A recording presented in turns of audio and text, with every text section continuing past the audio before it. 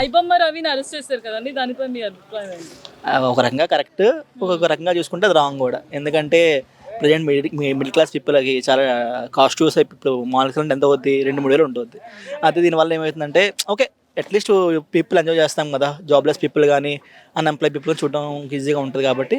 But ఏంటంటే arrest చేసేదానికంటే కూడా తనకి ఏదైనా గవర్నమెంట్ ఫీల్డ్లో తీసుకొని ఒక సైబర్ క్రైమ్లో తనకి ఏదైనా ఛాన్స్ ఇస్తే యూస్ఫుల్ అవుతుందని నా ఒపీనియన్. సినిమాలపై పైరసీ చేయడం రాంగ్ అంటారా? రాంగ్ అంటే అది రాంగే, ఒప్పుకుంది, చాలా మంది కష్టపడి ఇస్తారు, బట్ అది రాంగే. కాకపోతే ఏంటంటే ప్రైజెస్ కూడా చూసేస్తే బెస్ట్ కదా, అందుకని నేను ఐ సపోర్ట్ రవి. ఓకే, అంతే, సపోర్ట్ రవి. ఓకే. అతనికి అరెస్ట్ చేసేదానికంటే కూడా నౌడేస్ మనం చూస్తే సినిమా టికెట్ల మీద కాస్ట్ ఎలా ఉంటుందండి? చాలా హై అండి, చాలా హై అండి. మన గుడిలో అంటే పర్వాలేదు, కానీ ఇప్పుడు హైదరాబాద్ వెళ్ళాలంటే సినిమాకి వెళ్ళాలంటే 2,000 ఉండాలి ఖచ్చితంగా. మీడియం పెట్టుకుని వెళ్ళాము, ఒకరు వెళ్ళాం కదా. ఓకే, ప్రెసెంట్ వచ్చిన మూవీస్ మీరు 1 సెకండ్ చెప్పారు. No not like that. Present movies వస్తున్నాయి కదండి, దాని కాస్ట్ ఎలా ఉంది అండి? టికెట్స్ కాస్ట్ అంటే ఇప్పుడు నార్మల్ థియేటర్ అంటే మినిమం 500 కావాలి నార్మల్ థియేటర్కి వెళ్ళామంటే.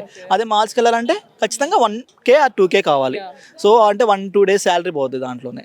సో ఏంటంటే ప్రైజెస్ తగ్గిస్తే పైరసీ కూడా తగ్గుద్ది.